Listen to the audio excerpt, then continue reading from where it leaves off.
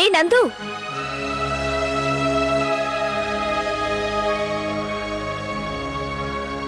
வீடு போட்டி இருக்கு. எல்லாரும் எங்க போனாங்க? விஷாக்கா அக்கா வீட்டுக்காரரும் வாசு அண்ணா கூட எல்லாருமே பெரிய கார்ல ஏறி போயிட்டாங்க. அப்போ நீங்க எங்க போயிருந்தீங்க? நான் கோயிலுக்கு போயிருந்தேன் நந்து. கோயில்ல குருக்களையா தாயத்து கொடுத்தாரு. இப்ப என்ன பண்றது?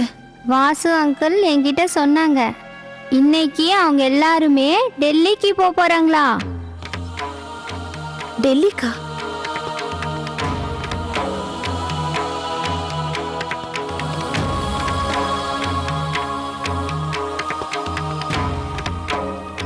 இப்போ எங்க அக்கா போறீங்க? இந்த தாயத்தை அவளுக்கு கட்டிவிட போறேன். இது சாதாரண தாயத்தில்ல. இந்த தாயத்தை கணவன் மனைவா இருக்கிறவங்க கட்டிக்கிட்டா அவங்களுக்குள்ள எந்த கருத்து வேறுபாடும் வராது. அது மட்டும் இல்ல, அவங்களுடைய பந்தம் உறுதியாகும். இந்த உலகத்திலேயே அவங்கள மாதிரி ஜோடி வேற இருக்கவே முடியாது. விஷாக்கா தேவாவோட உறவு நீடிச்சு நிக்கணும்னா இந்த தாயத்தை அவளுக்கு எப்படியாவது நான் கட்டி விடணுமே.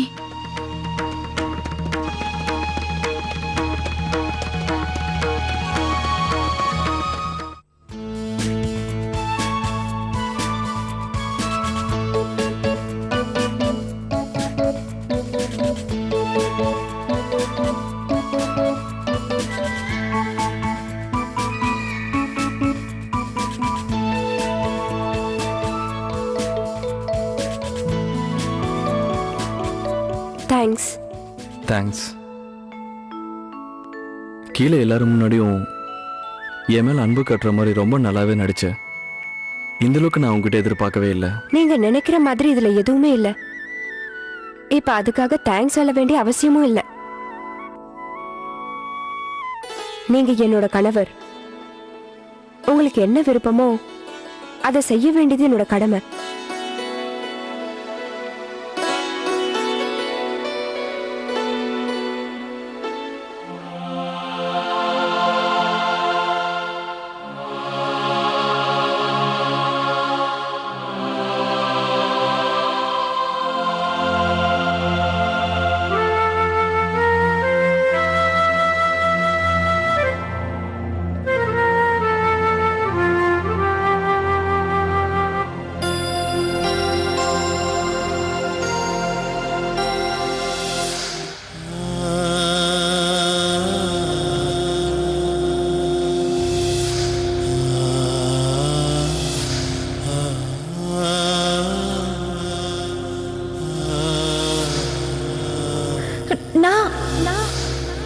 என்னால உங்க கூட வர முடியாது. எனக்கு கல்யாணம் ஆயிடுச்சு.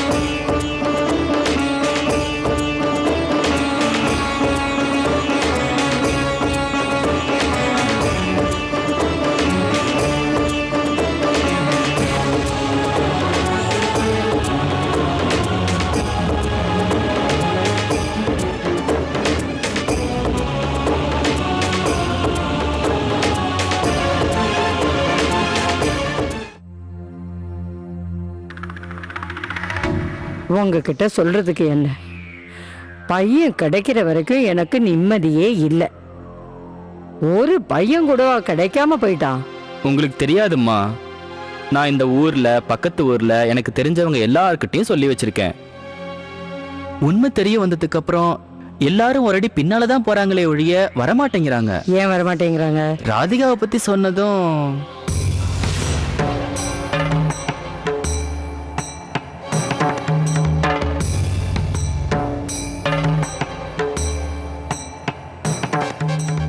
இப்ப எதுக்கு இங்க வந்து நிக்கிற?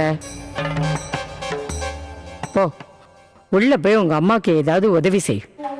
முழு வீட்டு வேலையை இழுத்து போட்டுக்கிட்டு அவ ஒண்டியா செஞ்சிட்டு இருக்கா. அட போங்கிறல்ல, ஒரு தடவைக்கு 2 தடவை சொன்னா கூட புரியாதா?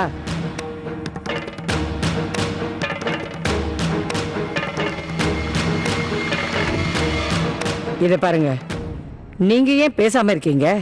ஆனா அம்மா, உண்மையை சொல்லணும்னா இந்த பிருந்தாவனத்திலேயே ராதிகா தான் ரொம்ப அழகு. அதுல எந்த விதமான சந்தேகமும் யாருக்கும் கிடையாது. ஆனா அவளோட பிறப்பை பத்தி தெரிஞ்ச உடனே அவளோட குலம் என்ன கோத்திரம் என்னன்னு ரொம்ப யோசிக்கிறாங்க. நாசமா போச்சு. அப்ப இந்த பைத்தியத்துக்கு ஒரு மாப்பிள்ளை கூட கிடைக்காதுன்னு சொல்றீங்க? ஏன் கிடைக்காது? எப்படி இருந்தாலும் பரவாயில்ல. ஆனா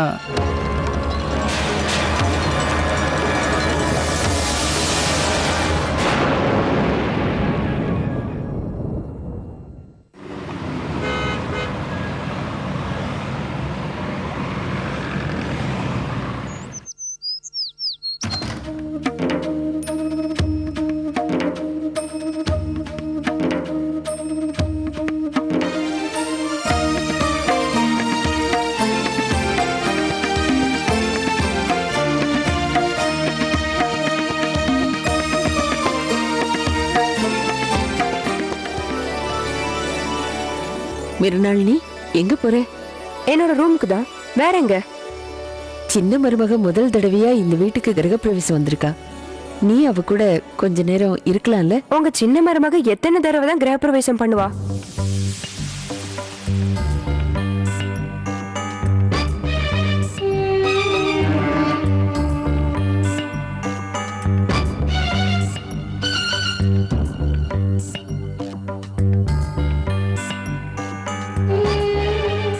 இங்க பாருங்க, தேவையில்லாம அவங்க கிட்ட பேசி பிரச்சனை பண்றதுல எந்த பிரயோஜனமும் இல்ல.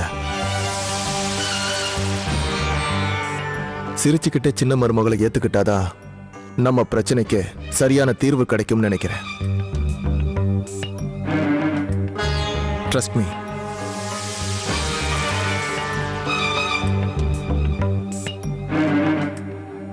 உள்ள வாங்க.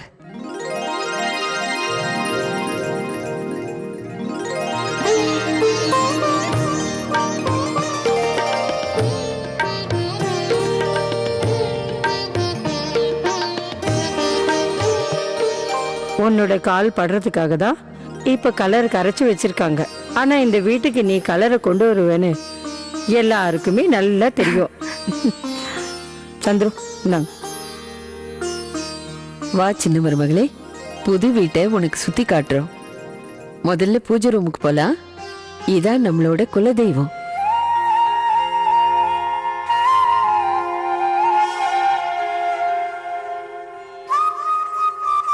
சின்ன மருமகளே, டெய்லி காலையில 4 மணிக்கு முதல் ஆரத்தி, சாயந்தரம் 6 மணிக்கு சந்தியா ஆரத்தி, அதோட ராத்திரி 8 மணிக்கு ராவ் பூஜையை முடிச்சிட்டு கோவில மூடிடுவோம். அதான் தின வழக்கம். எத்தனையோ வருஷமா நாங்க இந்த பூஜை பண்ணிட்டு வரோம். இப்ப நீ எங்களுக்கு கிடைச்சிருக்கல, அதுவும் இவரோட கருணைதான்.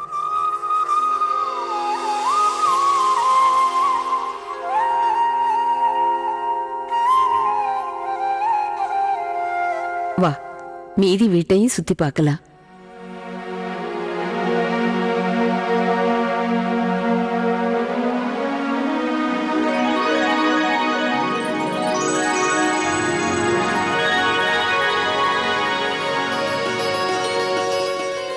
இத்துடன் இந்த வீட்டை சுற்றி பார்க்கும் காட்சி முடிவடைகிறது. இப்போவாத நான் ரூமுக்கு போலாமா? தேங்க்யூ. வைஷாலி, அதோ ம் சின்ன மருமகளை அவ ரூமுக்கு கூட்டிட்டு போ. டயர்டா இருப்பால, ரெஸ்ட் எடுக்கட்டும். சரிம்மா, போலாமா? வா ரூமுக்கு போலாம் வாங்க.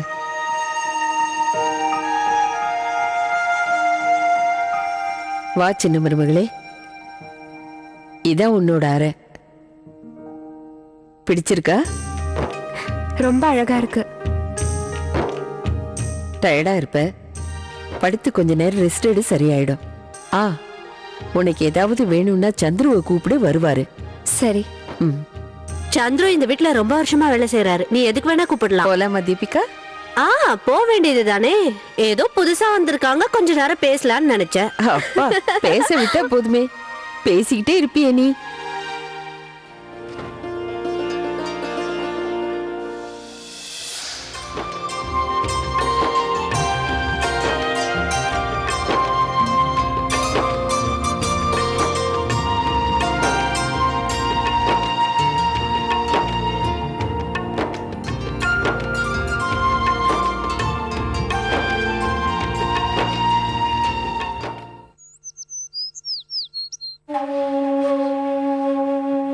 ஓ, இங்க நின்னு என்ன செஞ்சிட்டு இருக்க?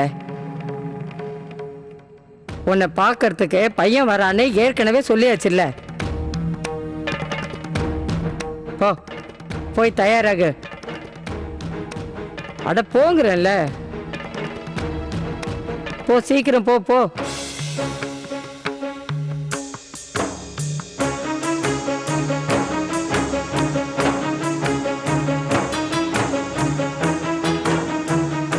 இந்த பார், நல்லா அழகா ட்ரெஸ் பண்ணிக்க. இல்லைன்னா பாக்குறவங்க சாஸ்திரி பொண்ணு வேலைக்காரி மாதிரி இருக்கான்னு சொல்லிடுவாங்க. ஏய் தேவகி, கூப்பிட்டீங்களாம்மா? தேவகி, முதல்ல இவளை கூட்டிட்டு போய் தயாராக சொல்லு. கல்யாணம்னா என்ன சாதாரணமா? வர்றவங்களுக்கு பாக்குறதுக்கு பொண்ணை பிடிக்கணும்ல. சரி, போய் சீக்கிரம் தயாராக சொல்லு.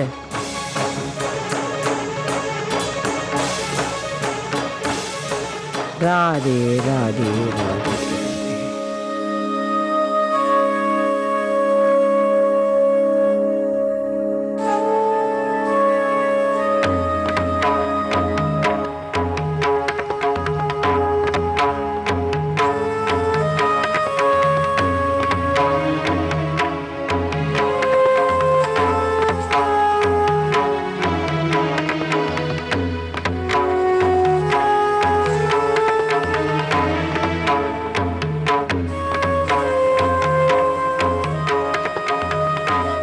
இத போட்டுக்கோ,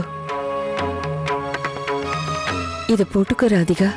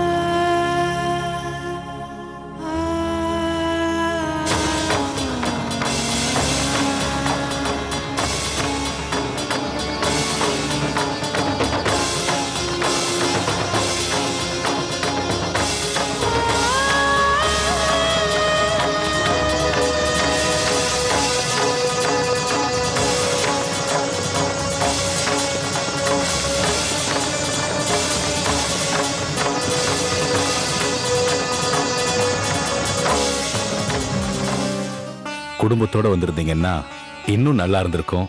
எங்களுக்கு எல்லாரையும் பார்த்த மாதிரி இருந்திருக்கும். இவரு விவசாயம்னா என்ன பண்றாரு?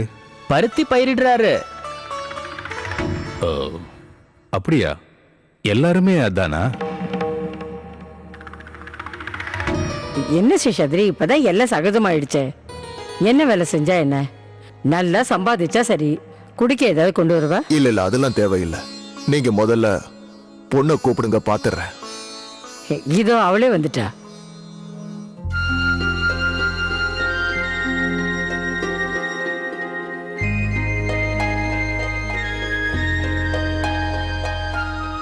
அம்மா நீங்க பொண்ணை பார்த்துட்டீங்க, உங்க பையன் வந்து பொண்ணை பார்க்க வேண்டாமா?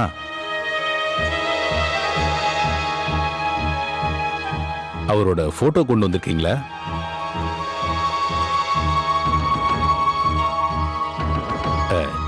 இல்ல அவரே வருவாரா? என்ன அப்படி சொல்லிட்டீங்க சாஸ்திரி ஐயா? நான் தான் கல்யாணம் பண்ணிக்க போறவன். எனக்காகத்தான் நான் இப்ப பொண்ணை பார்க்க வந்திருக்கேன்.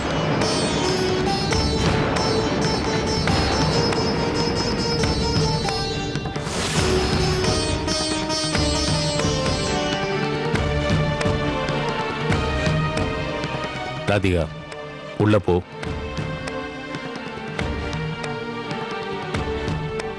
நான் தான் சொல்றேன்ல, உள்ள போ.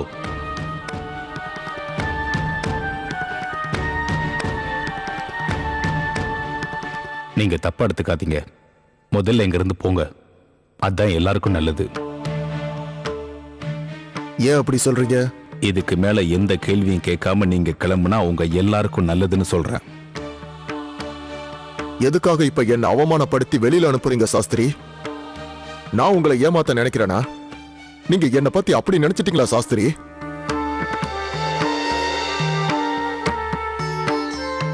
என்ன புரோக்கர் ஐயா, ஏற்கனவே அவங்க கிட்ட என்ன பத்தின எல்லா விஷயங்களையும் சொல்லி பொண்ணு கேட்கலையா? இப்ப எதுக்காக தேவையில்லாம என்ன அவமானப்படுத்துறாங்க?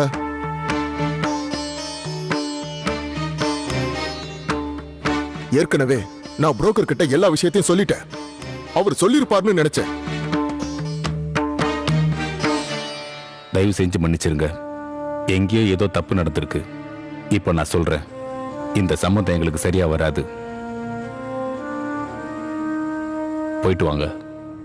இதுல என்னோட தப்பு எதுவும் இல்ல. நகர். தயவு செஞ்சு என்ன தப்பா புரிஞ்சுக்காதே. நான் வேற பொண்ணு பார்த்து தரேன், கொஞ்சம் நில்லுங்கோ.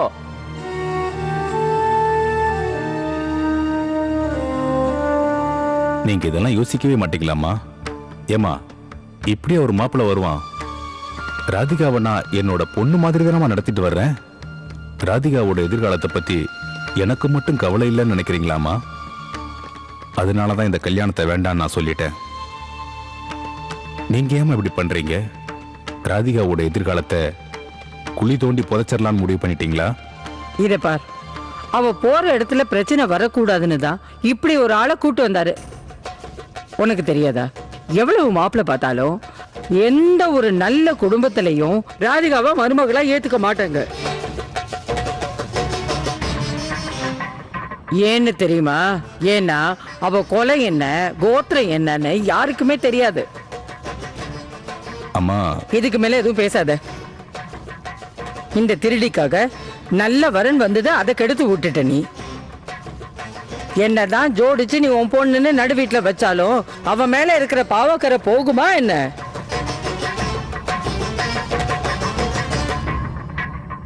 அவ ஒண்ணு பகவானோட பிரசாதம் இல்ல. ஊர்ல யாரு வேணாலும் என்ன வேணாலும் பேசட்டும், அத பத்தி எனக்கு எந்த கவலையுமே இல்ல. ராதிகாவும் என்னோட பொண்ணுதான். அவளோட கல்யாணத்தை எப்படியெல்லாம் பண்ணி பார்க்கணும்னு நான் முடிவு பண்ணி வச்சிருக்கேன். நீங்க தேவையில்லாம எதையும் குழப்பிக்காதீங்க. அப்படியே பண்ணுப்பா, அப்படியே பண்ணு, உன் இஷ்டப்படி பண்ணு. புராணத்துல வரும்ல, அதே மாதிரி ஸ்ரீராமன் வந்து அப்படியே சபரிக்கு காட்சி கொடுத்த மாதிரி கொடுப்பாரு. அம்மா, ராதிகாவ கண்ணை எப்பவுமே கைவிட மாட்டாமா. ராதிகாவோட வாழ்க்கையை எப்படி அமைக்கணுங்கிறத அந்த கடவுளே நிர்ணயிப்பான். அந்த கடவுள் சொல்றத மட்டும்தான் நான் செய்வேமா.